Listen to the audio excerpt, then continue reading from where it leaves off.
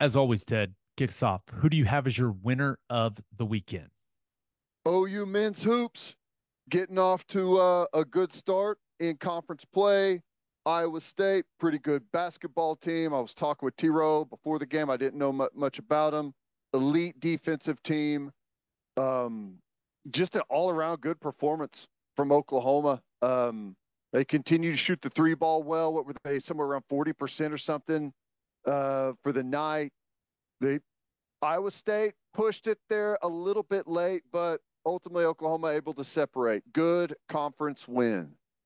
I think that was it was an encouraging way for them to start conference play. Now, there are going to be tougher tests than Iowa State. I mean, I Mm-hmm. think we all know that when you start thinking about Kansas, Houston, Baylor, some of these teams that have more overall talent than what the Cyclones have.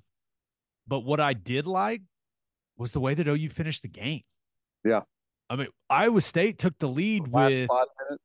yeah, I mean, 4.5 or so. I mean, OU was down and they finished it in dominant fashion, really going away. So I was really encouraged that when things got tight, they played well. I mean, that's extremely valuable that because they're going to be in a bunch of close games Yeah. in conference play. And I was excited to see how they responded in this first one. When it got tight, they seemed to play their best basketball of the entire night, which hell yeah, let's go. Love that. Yeah. No, I thought it was good. I thought you got some good minutes off the bench from some guys. Again, shot the three ball well. Darthard Uh, was huge. yeah. Yeah. What A he couple of hit? those shots late, he was huge. Yeah. He hit two or three big time threes for him. So McCollum, um, like not his most efficient outing, but still was the leading scorer for Oklahoma. Had 15. He continues to be really good, and I think just defensively, Iowa State's going to make things difficult on you, and everyone in this conference is. But um, I like that we're able to pick up a good conference win, and you didn't get the best that you're going to get out of McCollum on a night in night out basis, Yeah, and I everyone did else not. was able to kind of pick up the slack. Yeah, I didn't think Owe played particularly well for him. Just kind of a very quiet night for him. I think he ended up with 8 points, but he had 1 point for a long time in that game, and All just free throws. yeah, he just did not. He did not have the type of impact that I think he typically has. But you're able to overcome some of that stuff and finish the game strong and start conference playoff on the right foot. I think Porter Moser. I think he'll take it, man. 1-0 in conference play. Let's go. Yeah, and just I didn't watch all of them, but was able to dabble around the conference and watching some basketball. It's going to be as expected.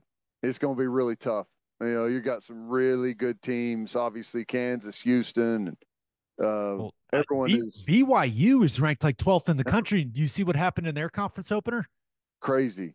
Cincinnati went there and beat them. I mean, Yeah, so it is.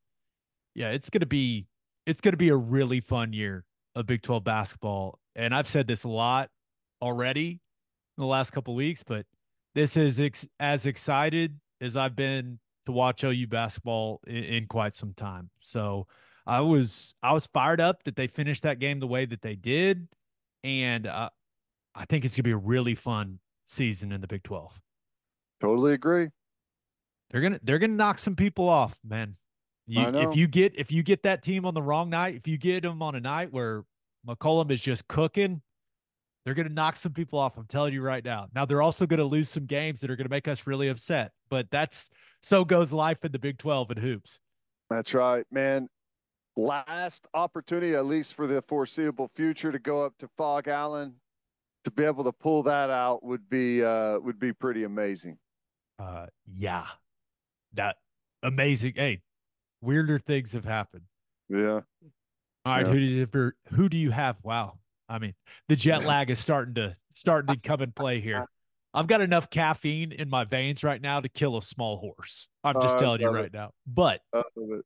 Who do you have as your loser of the weekend? I got to go with Texas. Now, obviously, they had a hell of a season, made college football playoff, able to capitalize on really good roster with some critical players. But one of the last like names that you were waiting to see what was going to happen with them, Jatavian Sanders is declaring for the draft. So what may have been you know the it, at least one of the best collection of skill position players in college football is no more. Brooks to the league, Jatavian Sanders to the league, Worthy to the league, Whittington to the league.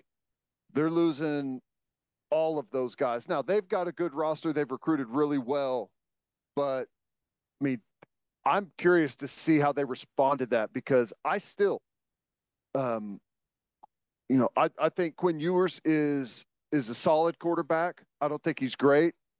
And I think one of the reasons he was as effective as he was is because of how great that skill position group was. And I don't know how good he is if they don't find a way to replicate that. I feel like they could struggle offensively next year. Yeah, it feels what's going on with Texas's offense.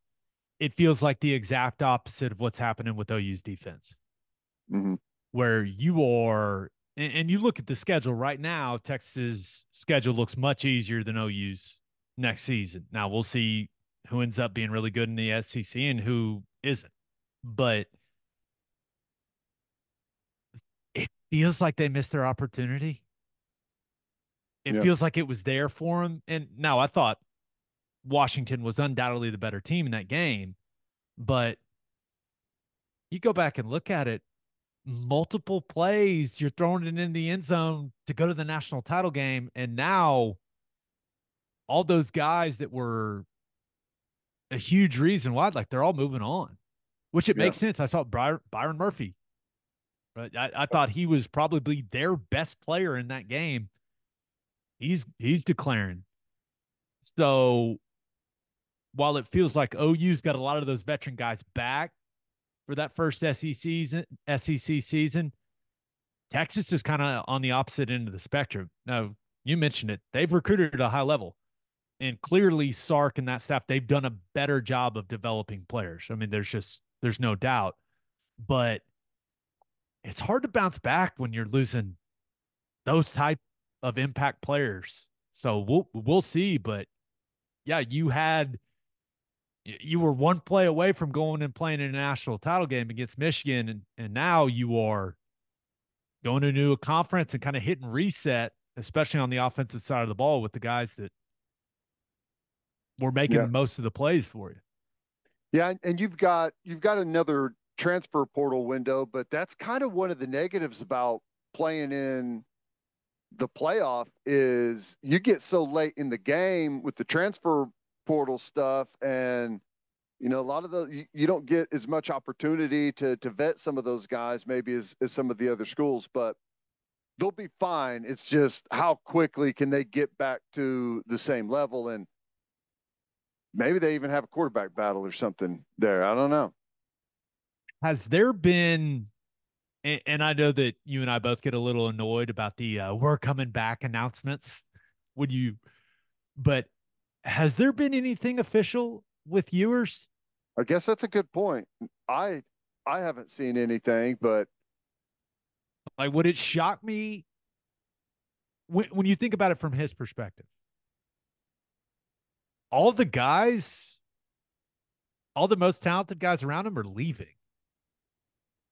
So what happens if he looks at that situation, goes, you know what? No Sanders, no Worthy, no Brooks, the offensive line. You're going to have to replace a couple guys, I'm sure. What happens if he looks around and goes, you know what? yeah, I'm not so sure next season's going to go that well for me. right. Yeah, it's something to think I about for sure. I don't know. I haven't seen anything with him saying I'm officially coming back next season. Now maybe he doesn't say anything at all and he just comes back like people used to back in the day. But I'm sure he's all these guys declaring for the draft. I'm sure it's got him thinking about whether or not coming back for another season is the best choice for him, especially with some of the injury issues he's had. I don't know. It's just something to keep an eye on. And it's crazy that it, the people around you, right? Family and whoever has a little bit of influence over you, who you talk to on a day-to-day basis, they're going to be saying the same thing to him. You know, it's turned into that style of of off season where how are you going to put yourself in the best position? It's not so much about your team or anything. It's like it's totally turned into an individualized situation here for a lot of football players, and um, that's just the nature of the day and age that we're in, man. Yeah. Now maybe Quinn Ewers is hard at work and other guys DMs trying to get him to come play at Texas next Sure. year. Yeah, we'll see. But yeah, Longhorns, they're one play away, man. And now a lot of impact players moving on to the next level. Those guys could play. They Yep. could. So be interesting to see what it looks like next year for them. All right, let's finish up with my winner and loser. But first, Elevate your tailgate with Chapel Supply and Equipment in Oklahoma City. Chapel Supply and Equipment has generators and inverters on hand that'll give you all the power you need so you can take your tailgate to the next level. They've also got top of the line heaters to keep you warm during those cold tailgates later in the season. Oklahoma owned and operated. Elevate your tailgate by calling 405 495 1722 or visit chapelsupply.com. That's CHAPPELL supply.com. and attention business owners, you need Insurica in your life. Insurica is one of the country's largest insurance brokers with 30 offices throughout Oklahoma, Texas, and the Southwest. Insurica is able to customize programs by accessing the latest information from many insurance carriers. They compare and contrast coverage offerings and pricing in order to design a cost-effective, comprehensive program to meet your business's specific needs.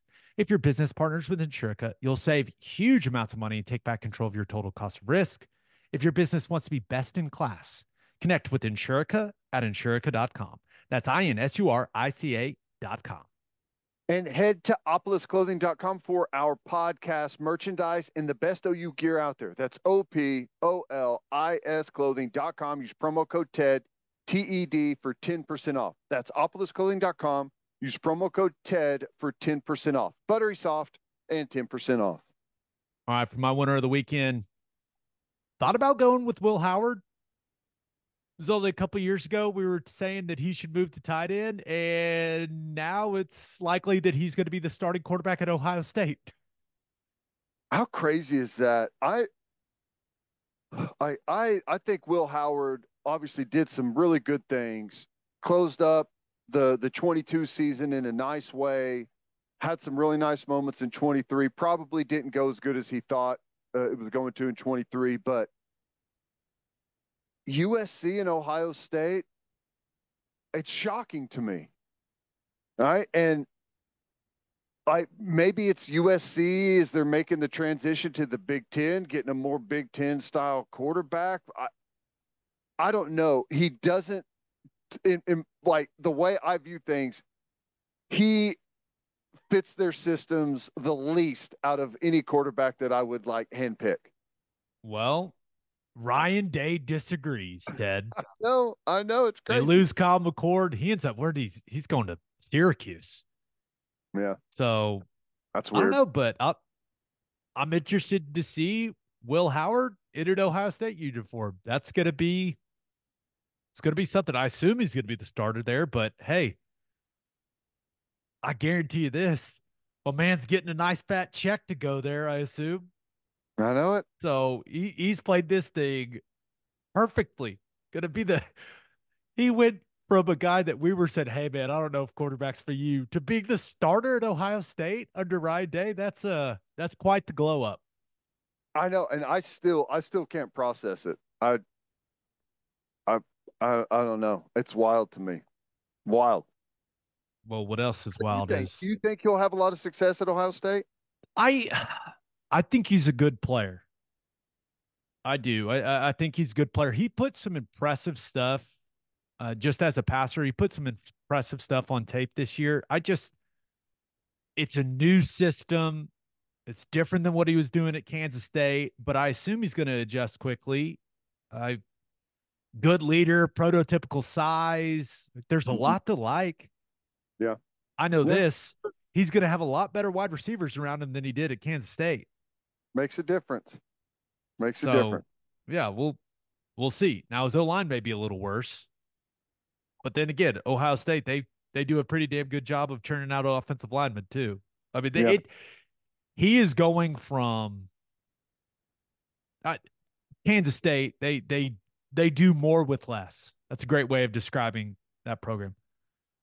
There's two or three programs in all of college football that can say that they are more talented than Ohio State year in and year out. Yeah. So Wow. I mean, it'll be a different role for him, and maybe it suits him better. He's going to be more of a passer of the football, not a. I mean, they had some tough. He had to do some tough duty over the last couple of years running the ball and taking a beating. yeah, I'm sure he views it as an opportunity to show that he can play.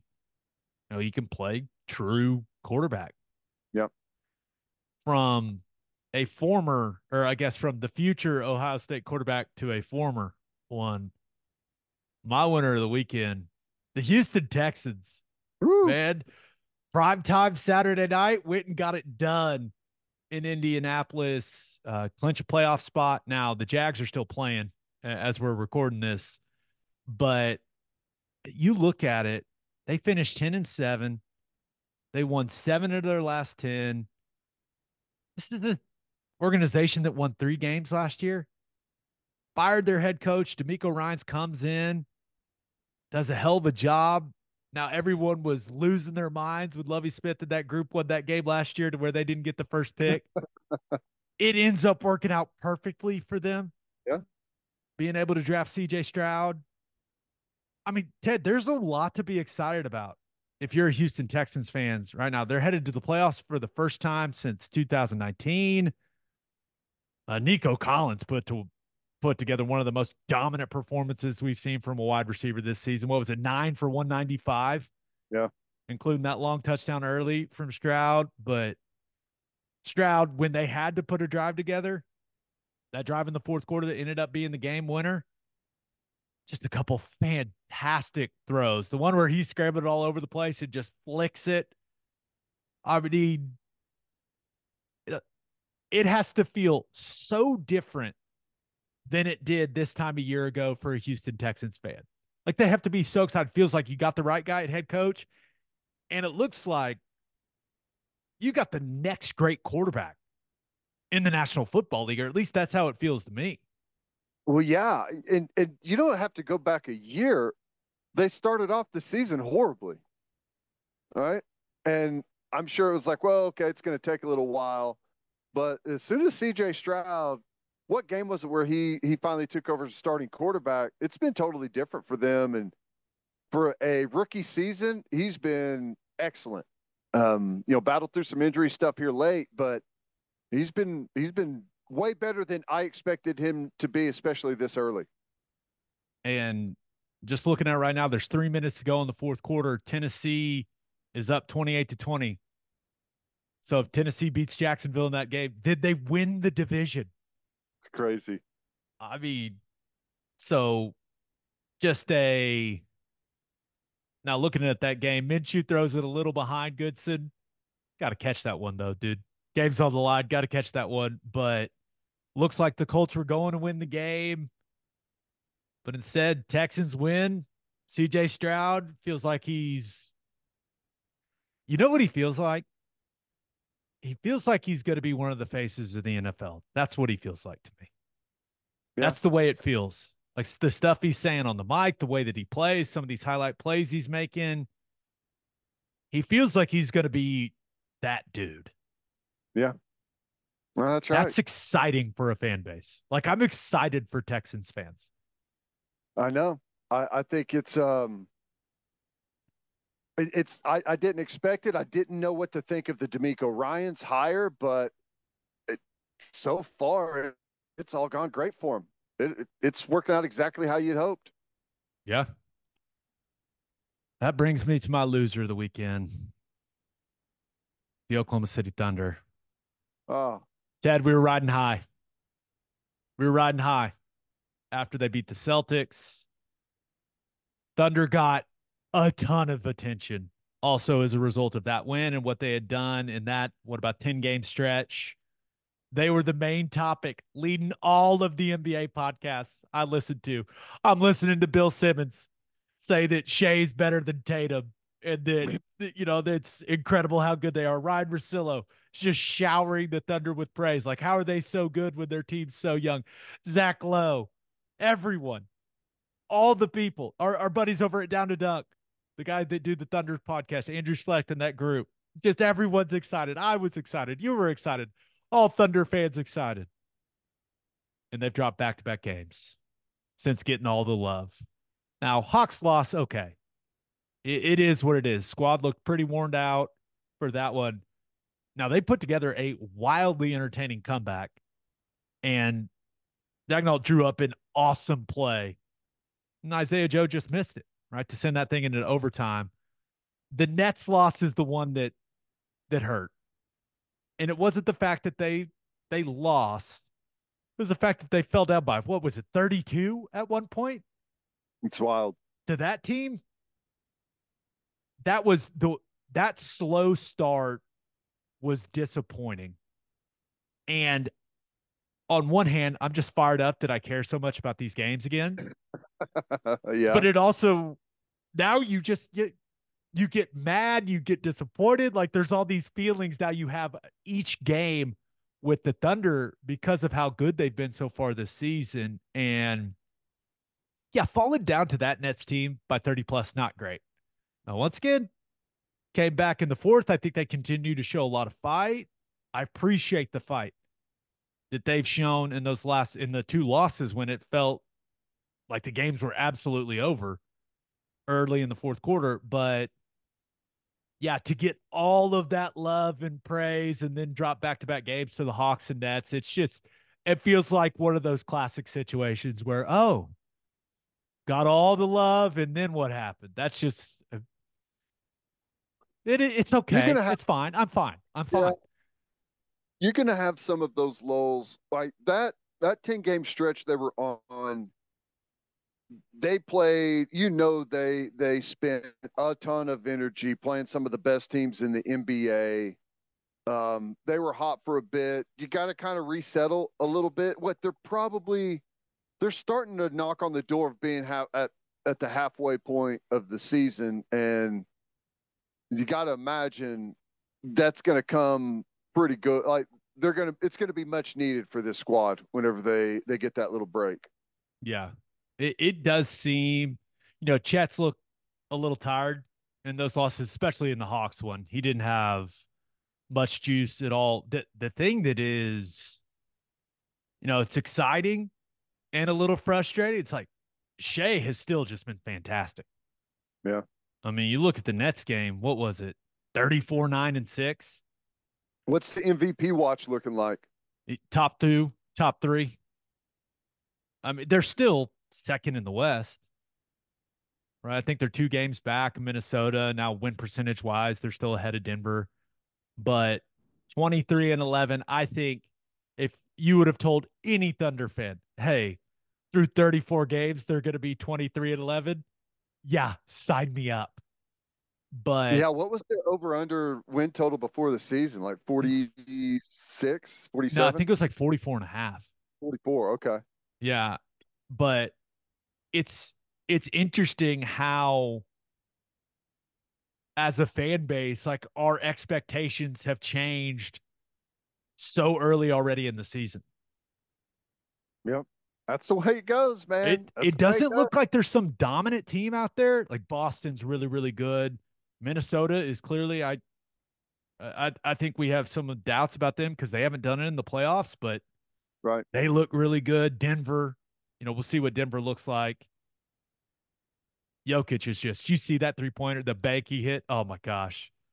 No, I didn't see Game that. winner. It was awesome. But one thing, and I don't know how you adjust to it as the Thunder, but it feels like this has all happened pretty quickly. All the attention, but Yeah. with all that attention they're getting, they're going to get everyone's best shot. Yeah. The days of teams resting guys or maybe going out the night before and partying before they play the Thunder, those days are over, brother. They are now a team that other teams are going to take extremely seriously, and other teams are going to want to play well, Yep. That's right. especially the star guys. They're going to want to go head to head with Shea. Some of these bigs, they're going to want to go head to head with Chet. So that's where they are. They are maybe the buzziest team in the league. And there's a certain reaction that causes from every other team in the association. There's no doubt. It's a good point. So they're back in action on Monday night against the Wizards. And guess what? The Wizards are terrible, but they're going to get the Wizards' best shot. Yep. Because Jordan Poole's going to look at it and go, you know what? I'm better than Shea Gilgeous-Alexander, because that's how Jordan Poole is wired.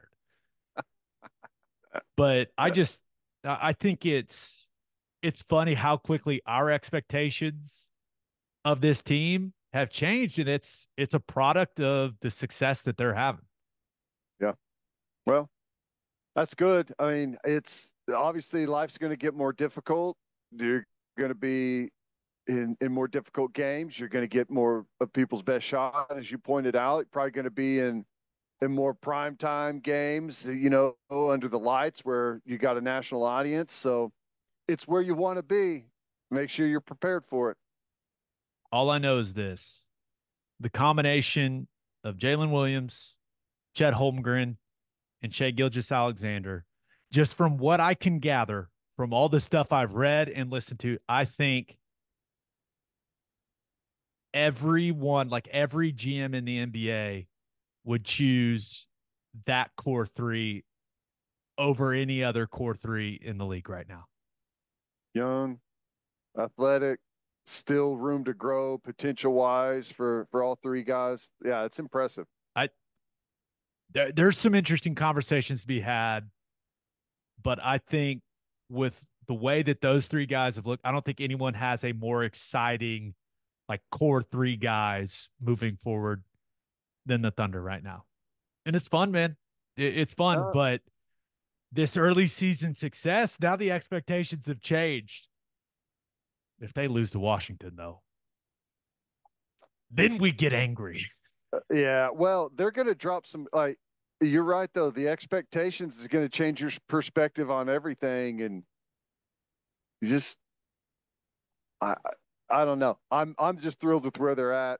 I'm, I'm being, I'm, I'm being patient. I'm proud of myself. I'm being patient with these guys right now. I'm proud Love of you. what I see. Yeah.